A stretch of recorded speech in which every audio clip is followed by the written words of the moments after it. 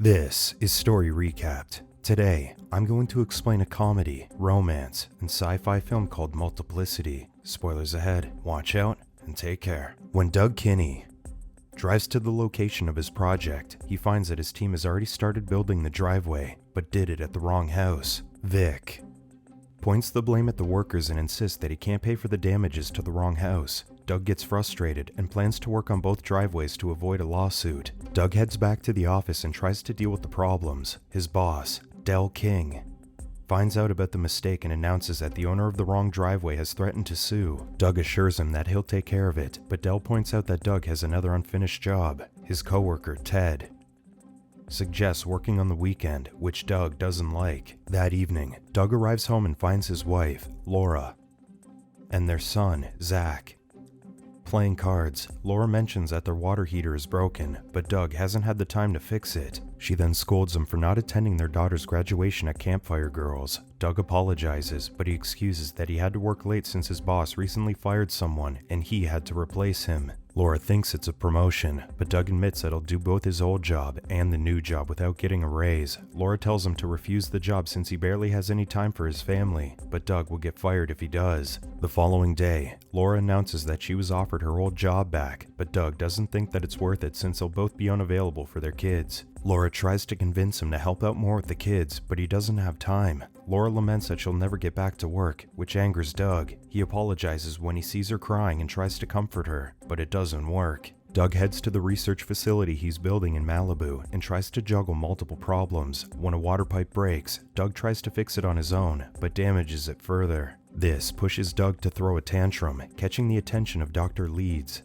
Later, Leeds talks to Doug about how busy his life has been. Leeds offers to change his life so he doesn't have to be stuck at work all the time. Curious, Doug shares his trouble with Leeds while in his office. He regrets not spending time with his family, but he also wants some time for himself. Leeds offers to solve his problem and reveals that he creates clones. Thinking he's joking, Doug gets up to leave. Leeds clarifies that he's a geneticist who started cloning viruses, insects, and animals. Just the previous year, he was able to clone himself. Suddenly, another Leeds walks in and shakes Doug's hand. Doug prepares for the procedure and notices Leeds' assistant was also cloned. Doug gets nervous of any complications, so Leeds injects him with a sedative. When he's unconscious, the scientist clones his mind and body. Hours later, Doug wakes up to Leeds checking his vitals. Leeds then introduces him to his clone, but they're confused about which one of them is the clone and which one is the real one. Finally, Leeds shows that Doug has a number 2 on the back of his ear, making it clear that he's the clone, while the other is the original Doug. 2 remembers everything until the cloning, which made him think that he was the real one. That afternoon, Doug drives back home with 2. He plans to have 2 live in the guest house, which is filled with junk. Doug promises to clean everything to make it a comfortable living space. The 2 then agree on getting things done, including bringing down their rival, Ted. Laura and the kids arrive and the 2 nearly get caught. Doug heads out and catches their daughter, Jennifer, in his arms. He then compliments his wife and promises to spend time with the kids. The next day, 2 is already at work and gets things done before his coworkers and boss arrive. This leaves Ted dumbfounded and Del impressed. Suddenly, Doug walks in, but the secretary notes that she saw him already going to the meeting with Del. Doug stops and realizes that his clone is already there. Doug excuses that he went back to his truck after spilling coffee on his shirt. After leaving, Doug calls his office to talk to 2, who explains that he thought that the point was for him to work so that Doug can spend time with his family. 2 assures him that he's already checked on all of their projects, leaving Doug with nothing to do.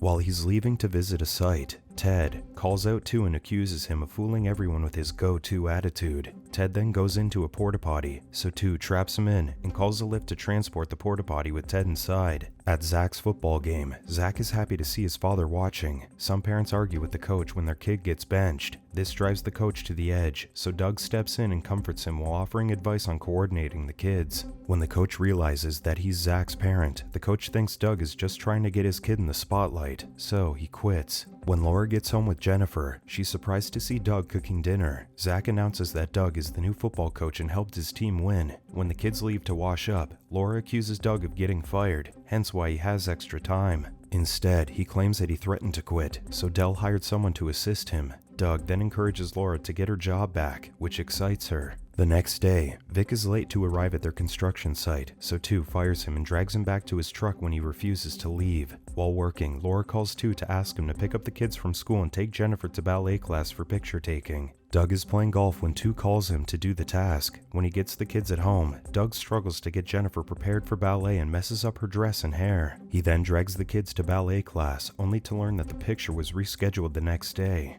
Pissed, Doug nearly threatens the receptionist to get the photographer to continue the picture. That evening, Doug juggles the household duties while the children start fighting. He yells at them and scares them into getting into bed. After a month, Doug takes Laura to a fancy restaurant, but the host stares at Doug oddly. Doug then brings up not having time for work and himself since he has his hands full with the children and the chores. When Laura points out that she's been doing the same thing for years, Doug explains that she does it better because she's a mother. He asks Laura to help out more in the house, but Laura refuses since she loves her job and is due for a promotion. When Doug tries to argue, Laura gets angry. At a nearby table, 2 is on a date with his coworker, Noreen.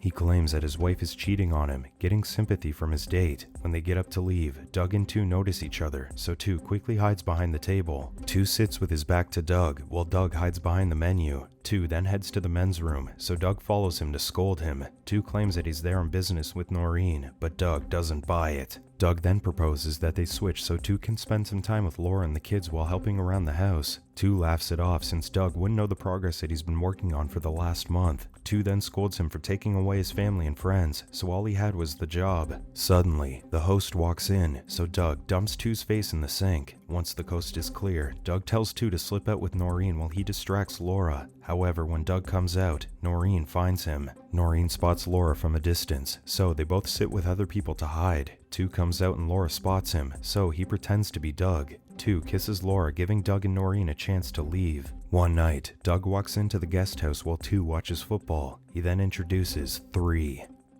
revealing that he just cloned himself again. 2 gets pissed, but Doug explains that 3 will help with the kids and the chores while also being 2's friend and roommate. 2 still doesn't think it's a good idea, but gives up on arguing. With 2 clones doing his work, Doug finally spends time leisurely. 3 enjoys breakfast with the family and assures Laura that she can keep her job. Later, 3 bakes in the kitchen while Doug is watching a basketball game. That evening, Doug sneaks back home late at night and slips into bed with Laura, only to realize that 3 is there too. They accidentally wake up Laura, so Doug drops from the bed to hide while 3 excuses that he had a nightmare. Later, Doug pushes 3 into the guest house and scolds him for sleeping next to Laura. He then accuses 3 of getting intimate with Laura, but 3 assures him that nothing happened. Because of this, Doug stresses that neither clone can sleep with his wife. One day, Doug goes sailing but doesn't enjoy it. He shares that he wants to learn how to sail to the boat rental owner, Walt.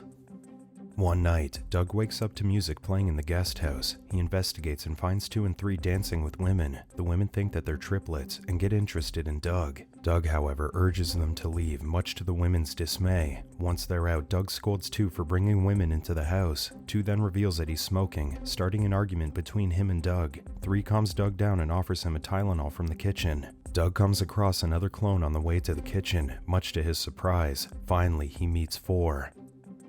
Who acts childish. 2 and 3 explain that they made another clone to help out around the guest house, but he didn't turn out as intelligent since 4 is a clone of another clone. Doug scolds them, so he stresses that they shouldn't make more clones. The next day, Walt checks in on Doug after he finishes his sailing lesson. Walt offers Doug to take the boat out with his wife for a private, romantic date. Meanwhile, 3 teaches Laura how to properly foil leftovers, which makes her curious about his change in persona. Doug then switches places with 3 while Laura isn't looking, making her confused. That evening, Laura brings up the discussion they had before, not knowing that she discussed it with 3 instead. Doug pretends to know about it and just lets her make the final decision to get out of the topic. Laura reveals that the topic was taking the kids to Disney World on Christmas, since she already bought non-refundable tickets. Doug doesn't think it's a good idea, but Laura points out that he agreed to it. Pissed, Laura rants that Doug hasn't been consistent with her. She accuses him of having mental issues, so he changes the topic and invites her to go sailing. Laura points out that they have too much to do and storms off when he can't make the final decision on their plans. Doug heads to the guest house to announce that he'll be going away for a few days, so he assigns 3 to be him for the next few days. He instructs 3 to pretend to be sick and avoid getting close to Laura.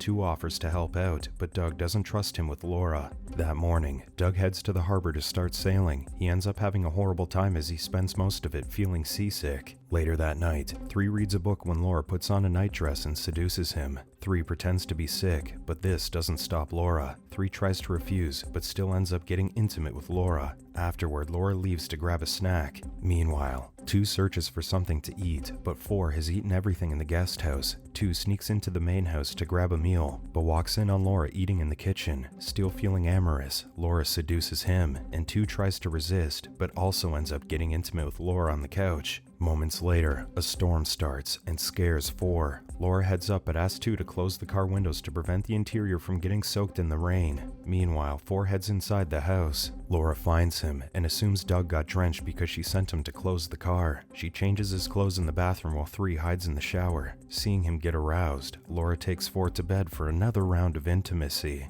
At the harbor, Doug admits that while he was getting sick in the boat, he realized that he missed his old life. The next day, 2 gets sick, so 3 calls Del to excuse him from work. However, Del points out that they can't get the building inspected for another month if he doesn't come in. Del threatens to fire him, so 3 goes instead. Since 3 knows nothing about the project, he calls 2 to answer the inspector's questions. The inspector isn't impressed, so he puts the project on hold for 3 weeks. This leads to Del firing 3. After learning that he got fired, 2 heads to the house to look for medicine in the kitchen. Laura finds him and is confused since he was supposed to be at work. 2 gets pissed and insults Laura, leading to her slapping him. Later, Laura finds 4 in the garage and confronts him about what she believes is Doug's recent actions. She rants that Doug isn't taking their problems seriously, so nothing gets fixed. Laura then questions if Doug still even loves her. 4, however, doesn't understand and simply asks for pizza. Soon, Doug arrives home but finds all 3 clones sitting in the living room. They reveal that Laura left and took the kids. 2 confesses that he got into a fight with Laura because he was pissed at getting fired. 2 directs the blame on 3 for not answering the inspector's questions. Just as Doug is at the breaking point, 3 confesses that all of them slept with Laura. With his life ruined, Doug is at a loss on what to do. While trying to figure out why Laura left him,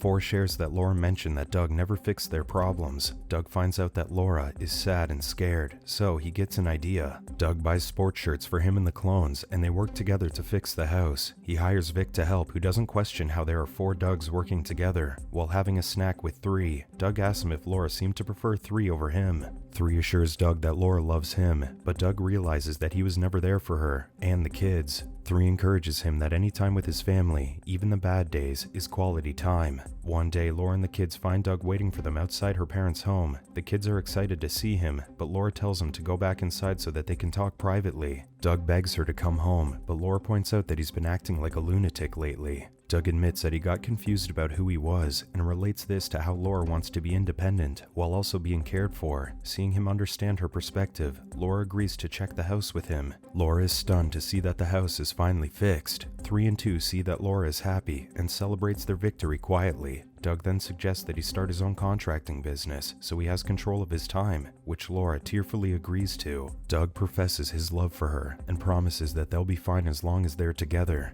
Days after putting his life back together, Doug sees his family off to school and work. Right after, the 3 clones drive out in Doug's old car. The clones hit the road and figure out their lives on their own. Doug worries about them, but they assure them that they'll be fine. Instead, they worry about him, but Doug is sure that he'll be okay from now on. After saying their goodbyes, the trio drives off. The clones end up stopping on the road next to Laura's car, and she spots the 3 Dougs and gets confused, but she concludes that she's just reminding herself of her husband because she loves him so much. After some time, 3 writes to Doug that they've opened a successful pizza restaurant in Miami. 2 is happy to meet people vacationing there, while 3 loves being the chef. Meanwhile, 4 delivers the newspapers and pizzas, which he sometimes mixes up. Subscribe to watch more videos like this. Turn on notifications. And leave a like, it really helps the channel out. Thank you for watching.